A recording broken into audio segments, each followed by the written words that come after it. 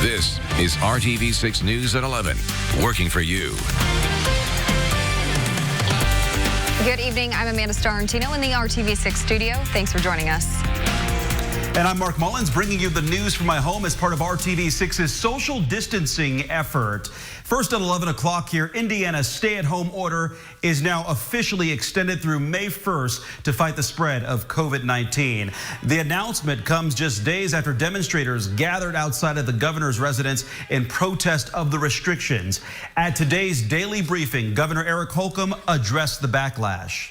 I totally get the anxiety and the impatience and the desire to get back out there and get back out the way things used to be.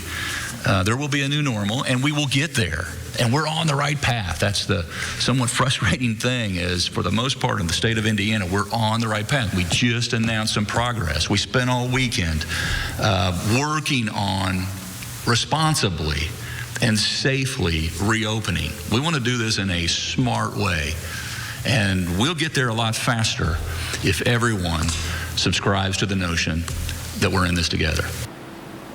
Some restrictions related to the pandemic are being eased. Governor Holcomb says select elective medical procedures can resume tomorrow.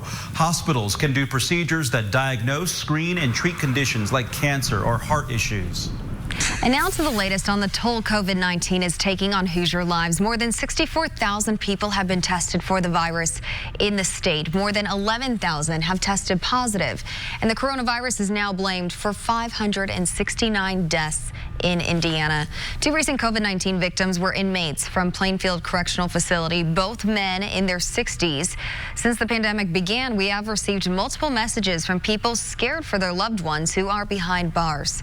RTV6's Cornelius Hawker is sharing the story of one woman whose husband says conditions of his prison are a breeding ground for coronavirus. He has told me about how they're still crowding everybody down in the chow hall. Tracy Claycamp on the conditions her husband, Justin, says he and other inmates are dealing with at one Indiana prison. How filthy it is in there. They won't give them bleach or anything so they can at least themselves sanitize the area. And when it comes to inmates being able to social distance themselves 6 feet from each other, you're lucky if you've got 3 feet between you and the other bunk. We're not naming the specific prison because we can't independently verify what Tracy's husband is saying. Hello, I'm Dr. Kristen Doss. The Indiana Department of Correction posted this video on YouTube detailing some of the things they're doing to keep inmates safe. Visitors and volunteers are no longer allowed into the correctional facilities, and any sick employees are not allowed to work. We continue to reinforce with staff and offender alike to follow personal hygiene best practices recommended by the Indiana State Department of Health and the Center for Disease Control. They remind inmates and staff to wash their hands and practice social distancing. They've also stopped inmates who were on work crews or work release from leaving the facilities. But for people like Tracy, who hears from someone inside a prison, she thinks a lot more needs to be done to make sure those serving time don't end up dying because of this pandemic. The state is responsible for the inmate, and they're supposed to take care of that inmate regardless of why they're there. And that was Cornelius Hawker reporting. The Indiana Department of Corrections says they are doing deep cleanings of their prisons and have plans in place to deal with symptomatic inmates, even in the case of a large-scale infection. Right now, there are 221 confirmed inmate COVID-19 cases in Indiana's prisons. 3 inmates have died. 83 employees have also tested positive, but the Department of Correction does not release details on staff conditions or the locations where they have tested positive. Businesses around central Indiana continue to make big changes to support healthcare workers on the front lines of the pandemic. MSP Aviation in Bloomington usually manufactures parts for airplanes. The owner tells RTV6 the company has been impacted by the significant drop in business for airlines. But instead of stopping production, MSP is rolling out a new product that's in high demand. It's now making face shields. They'll be shipped to healthcare facilities across the Midwest. Quite easy. You just put the foam band on your forehead and you've got a face shield. And that's really how this started. Nurses and doctors saying, help us, can you make this? The first shipment of 25,000 shields will go out later this week. The coronavirus pandemic could have a lasting impact on how we seek medical treatment. Since the outbreak began, IU Health and other hospitals have offered virtual screenings for the virus, but people are turning to telehealth for different types of medical appointments to avoid possible exposure in emergency rooms or to maintain social distancing. Dr. Aaron Shoemaker, the Chief Medical Officer of Ascension Medical Group, tells RTV6 its system booked around 1,000 virtual sessions from last July to March 18th. Since that date, there have been 50,000 visits. I don't think we'll ever go back. I think that COVID-19 and coronavirus will have a long-lasting effect on the way that we deliver healthcare forever. So we can do all those things that we have historically done and start to deliver that differently and really offer it to our patients. We expect to say, hey, for those kind of things, would you like to have a physical visit in person in the office, or would you prefer to be seen virtually, and give people the choice? Dr. Shoemaker stresses there are safe options to seek care no matter what. Do not let an emergency or serious health issue go untreated. RTV6 is sharing resources and stories that will help our community rebound from the coronavirus pandemic. That includes our commitment to hiring Hoosiers and making sure you know how to land your next job. RTV6's Cameron Riddle shows you how a Central Indiana group is preparing Hoosier women for the job and interview of the future. The coronavirus has changed just about everything we do, making remote conversations the new normal, whether for school or work. But what about landing that next big job? People are preparing for either their next big role, or they may feel like because of whatever's going on with their employer, they may need to shift or pivot. Shayla Penner is the Director of Marketing and Development at Dress for Success Indianapolis, an organization that prepares women for job interviews. She says virtual interviews like the one she and I did tonight are here to stay. That is the norm. We actually think it's going to carry on past this current time. We think employers will stick with virtual interviews versus bringing someone in. Penner says, like an in-person interview, there are things to consider before a virtual interview, including how you dress and what your surroundings look like behind you. Take a look at the room Shayla is in right now. It's clear of distractions and clean, but still, there are improvements Shayla would recommend for herself. The only downfall for me is lighting right now. I don't have a ton of lighting in this office, but I actually have a little halo light over my laptop right now to add, and I have my blinds open. But I have my door shut because I do have dogs, and they're actually out, so you can't hear them. Penner says other tips like how to set up Zoom calls, building a resume, and how you should dress are all lessons the Dress for Success Indy team will be sharing during their weekly and free virtual workshop Wednesday.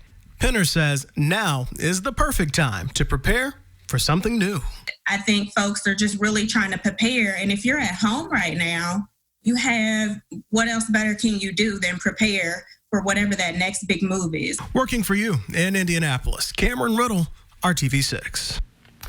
Wednesday's free workshop begins at 1 p.m. To get the link to join the call, you have to first register with Dress for Success Indianapolis. You can learn more about that at our website, theindychannel.com. Plans to help small businesses across the country rebound from the pandemic could take a step forward tomorrow. The $349 billion Paycheck Protection Program ran out of money in 2 weeks. Senate Major Leader Mitch McConnell has set up a special session Tuesday afternoon to try to pass an interim funding deal by unanimous consent. At today's White House briefing, President Trump was asked if he thinks the criteria to take part in the program should be changed after some big corporations were approved for loans. It's being done by great professionals. It's being done by banks, and as you know, community banks all over the country. That's what they do. They loan money, and they're supposed to do it according to not only criteria, but according to what we think is right. But if somebody got something that we think is inappropriate, we'll get it back. At least one of those companies is giving the money back. The chain Shake Shack received $10 million from the Paycheck Protection Program. The CEO says the company decided to return the loan after learning that many small businesses were left out. On Friday, the White House announced a $19 billion program to help farmers rebound from the coronavirus outbreak. RTV6 is learning more about how the crisis is hurting Indiana's agriculture industry. Dennis Fry runs the Shelby County Co-op, serving more than 600 farmers in 8 surrounding counties. He says the pandemic is forcing farmers to sit on their crops that they can't move or sell. Very concerned about basically, how long is this thing going to play out? We're in uncharted territory, no precedent to go by. Federal officials say the coronavirus food assistance program will provide $16 billion in direct support to farmers, ranchers, and agricultural producers. The USDA will buy $3 billion worth of products and distribute them to food banks and other nonprofit organizations around the country. Coming up, members of a Christian biker church are trading their leather jackets for aprons. How the group is stepping up to feed thousands of neighbors in need. And an historic Indiana attraction that shut down before the pandemic may have a future after all. What officials are saying about opening Indiana Beach this year. Kevin. And Mark, the showers around now signify a big change for tomorrow. I'll tell you about that coming up. Knocking on wood. What we've been with live, This is RTV6 News at 11, working for you. RTV6 is committed to keeping you and your family informed during these difficult and uncertain times. A new series of reports called Rebound Indiana will help us navigate through the challenges together as a community. We have been shaken to our core, our lives changed in profound and unsettling ways, and it all seems like it happened in an instant. The virus has left us wondering, when will businesses reopen? How will we go back to work? Do we even want to go back to the way things were? The way we were is what got us to where we are. Emerging from this epidemic will take time, hope, and understanding. It will mean taking a closer look at why help that's been promised may not be arriving quite as it should. There's no red flags flying showing that why our workers are being delayed. As we move forward, you'll see us shining a light on those determined to keep the economy running, even amid stormy seas. This is keeping us working. In the coming weeks and months, we'll be focusing on the rebound, our commitment to stories that will help you navigate these uncertain times. They can't visit anybody, and they can't go anywhere. From what you'll need to know when it's time to go back to work, to how those in the community continue to step up. Our hope is to relieve some of the pressure we've all felt lately by showing you the best ways to respond as this country focuses on ways to revive. We don't have a big life raft right now, but at least we have a life jacket. We will not forget what this outbreak has done, the kind of loss it has left us with. He was the kindest person I knew, and not because he was my dad, but just because he was genuinely kind. But for everything this crisis has taken from us, it has given us back a sense of gratitude, a reminder to be thankful for what matters. You may now kiss the bride. And eventually, when things come full circle, we might rebound to someplace better than we were before.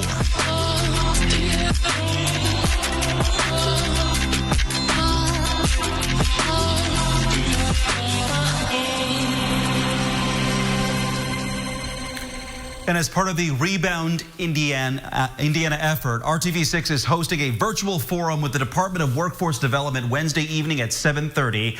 Join the discussion and ask questions about getting back to work and making ends meet on the RTV6 Facebook page and the IndyChannel.com. New at 11, a group of Christian bikers in Connorsville is swapping out their Harleys for a large orange trailer as they work to help the less fortunate during the pandemic. RTV6 photojournalist Jake Weller shows how Cross Point Biker Church is feeding thousands of neighbors in need. I've been pastoring for a little over 10 years, and I've never pastored through an epidemic.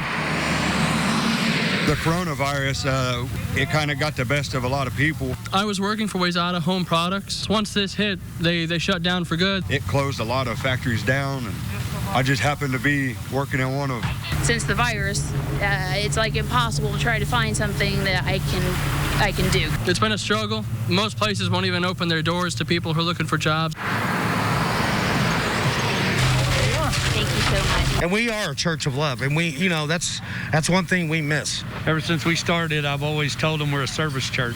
We have 150 to 200 meals that go out in the mornings that we put together. We run with the trailer, and then we just set and assemble meal after meal. I mean, we've been down to Texas, Louisiana, Florida to feed hurricane victims, and we just started feeding here.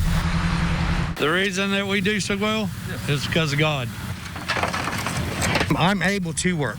The Lord told me to do this, and it's just the way it is. I've taken the last 3 weeks off of my own job. Me, I love doing it. It makes me feel good, and plus I know our community really needs it. Come back and I'll have these other 3 in your cereal. I think they're doing something that's amazing. In my opinion, they are doing exactly what the Bible says to do. As far as the biker faith, you will never find any other people that goes above and beyond what bikers do. It says in the Bible that he's going to come in on a white horse. I think that horse will be a Harley. Today's breakfast food. There's usually a line of people. 30,000 people. We have done 30,000 people in 4 weeks. Everybody just works together. Everybody gets along. Well, I think that's what God wanted us to do. He wants us to love each other and help each other in any way we can. Faith is in the fruits.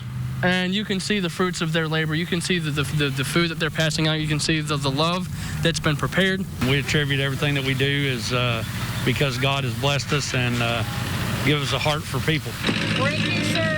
It makes me feel good to help people. You know what I mean? We've done it so long it just kind of works. We have got it down to an art form on how to feed people in bulk, like the loaves and fishes. And the group says it serves 1,600 meals today alone. They serve meals Monday through Friday around the community. If you'd like to help your community rebound from the pandemic but are not sure how, you can donate to the Central Indiana COVID-19 Community Economic Relief Fund. The United Way is administering the effort. Money goes directly to organizations that are serving those in need, assisting with food relief, care for senior citizens, resources for mental health, and much more. RTV6 is a proud partner in this initiative. You can donate by texting HELP 2020 to 91999. The town of Mooresville is moving forward with plans to raise sewer rates. That's not sitting well with some who say it's not the right time. Most homeowners are looking at an average monthly increase of $9 to $16. A public hearing is scheduled for 6:30 tomorrow night, but some say with COVID-19 the project should be pushed back. Homeowner Susan Massey found out about the proposed increase after getting a public hearing notice in the mail. The sewer rate increase would have gone into effect this summer, but the town has already pushed it back to February 2021. I just wanted someone to hear what's going on, especially during a pandemic when so many are losing their jobs or limited on funds, and making them worry. Even if this isn't planning to take place until February, you've still got people worried. I don't think you get any more essential than sewer use. As sewers go down, you're in big trouble as a town. So this also is an update to the sewer system in general. The town council president says this has been in the works for a year. Plus, rates have not increased in a decade, and the project is greatly needed to address aging infrastructure on the south side of town. The public is welcome to attend tomorrow's meeting. Officials will use overflow rooms and video to make sure they're following social distancing. You can also email in your comments, and they'll be read at the meeting. You can find a link by clicking on this story in the RTV6 app and the IndyChannel.com. There's more than corn in Indiana. That's a super sensational, exciting vacational Indiana Beach. Well, Indiana Beach could be among the businesses that reopen when stay-at-home restrictions are lifted. The popular amusement park in beautiful Lake Schaefer announced its closure in February for reasons not related to the pandemic. The decision appeared to be permanent, but a spokesperson for the company that owns the park says it is working with White County officials to sell the landmark with the expectation to open and operate it this year. Kevin, I know that's good news for a lot of people. And all we can do is daydream at this point, Amanda, about summer-like temperatures. Look at tomorrow. We were at 64 today, 53 tomorrow with a cold northwest wind. We bounce back a little bit Wednesday, and then we're back down on Thursday. I want to show you what the end of the month looks like into the beginning of May. A trough, what we call a trough in the eastern half of the U.S., will deliver a northwest wind and cool Canadian air to much of the Great Lakes and Midwest, and that's beyond the 7-day forecast and into the beginning of May. As you look, lots of clouds across central Indiana. I'll zoom in a little closer. Just southwest of Lebanon to the west of Brownsburg, Danville, and then Greencastle. Some rain showers moving to the east. These showers ahead of a cold front that will require a little heavier jacket to deal with during the day tomorrow, but at least the sun is back. Temperatures will warm to the mid to upper 40s late in the morning and then settle in the 50s. There's your strong northwest wind. That's the biggest change from today, the northwest direction. Highs struggle to hit 50 to the north. We should be at 64, as I mentioned, in central Indiana. And to the south, temperatures only mid-50s, at least 10 degrees cooler than what we were yesterday. Patchy frost Wednesday morning, temperatures mid-30s, but a southwest wind that will strengthen during the day will also start to bring those temperatures right back into the mid-60s. The wind will gust to 20 miles per hour at times, and temperatures will zoom to 65. Let me show you the consistently inconsistent temperatures in the 7-day forecast. Cool tomorrow, back up Wednesday. Rain and some thunderstorm chances Thursday. Temperatures peak Friday at 64, and then you can see what happens. Saturday, Sunday, and Monday all back in the 50s, and it looks like we'll have to dodge some weekend rain showers if you have more yard work planned as we get to next weekend. That's what it will feel like.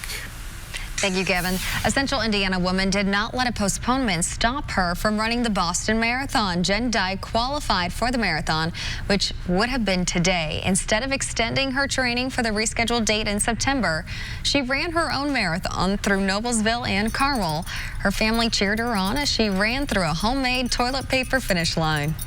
Marathon training takes a lot of time. It's a lot of time away from my family. A little bit lost sleep. It's hard to work around a working schedule. I'm a healthcare worker, but they've been very supportive. A lot of the times my girls come with me on their bikes while I run, so I try to incorporate the family along with me.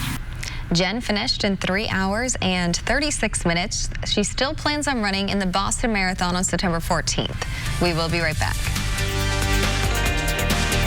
Stream it live on CourtTV.com. This is RTV6 News at 11, working for you. If you're looking for something sweet to brighten your day, a popular Pendleton donut shop is still open for business. It specializes in much more than glaze and sprinkles. RTV6's Brad Brown found what's on the menu at Quack Daddy Donuts and how you can get your hands on a dozen. It seems these days a lot of people are looking to satisfy their sweet tooth, and in Pendleton, they've gone ducky for donuts. It's been very surprising how much we didn't think that it would do well at all, but yeah, we're able to employ all of our employees, which is great. You know, they're young adults, they need the cash. Quack Daddy Donuts is located right in the middle of Pendleton's downtown. The shop's normally buzzing with activity. Now all of Quack Daddy's favorites are made to go. It's been an adjustment for sure, but all in all, it's been pretty smooth for us. Going from dine-in to delivery and pickup has been, you know, there's a lot of changes that go along with that, but it's been a smooth process. They've built a strong fan base with wild toppings and fun flavors. Now, with so many people spending so much time at home, the Quack Daddy Dozens are available for delivery. We didn't expect the volume of business that we received, so, you know, just adjusting to that and making sure we're fully staffed and able to deliver on time. Whether it's breakfast, a snack, or a weekend treat, Quack Daddy's keeping smiles on faces, 1 dozen at a time. The community's been great, and not just Pendleton, surrounding, you know, LaPel, Anderson, Middletown, Greenfield, yeah. You know, we have something unique. We have a special treat that you can't get anywhere else. So going and seeing our regulars, that's what makes my day. Alexa says she's making many of those deliveries herself. They try to keep it within about 15 minutes of the shop, but you can call ahead to place your order for curbside pickup as well. All of the information on hours and delivery are available on the Quack Daddy Donuts Facebook page. Let's highlight a couple more in Pendleton. Next door to Quack Daddy is Madison State Street Bistro. Chef Dan is making some of the best pizza in the area. Call ahead for curbside pickup Monday through Saturday evenings. And Downing's Old Trail is open out by I-69, serving their roasted chicken and home-style favorites to go. You can check their Facebook page for nightly specials as well. Working for you in Pendleton, Brad Brown, RTV6. Working for you. You can find everything you need to know about the COVID-19 pandemic anytime on our website, theindychannel.com/coronavirus. That includes information and resources from the Health Department, the Department of Workforce Development, and much more. Kevin. Sunshine and cooler temperatures tomorrow. You'll need a heavier jacket, 53 for the high. But sunny. Amanda? Thanks for making RTV6 your choice for news. GMI starts at 4:30. Have a great evening. Good night.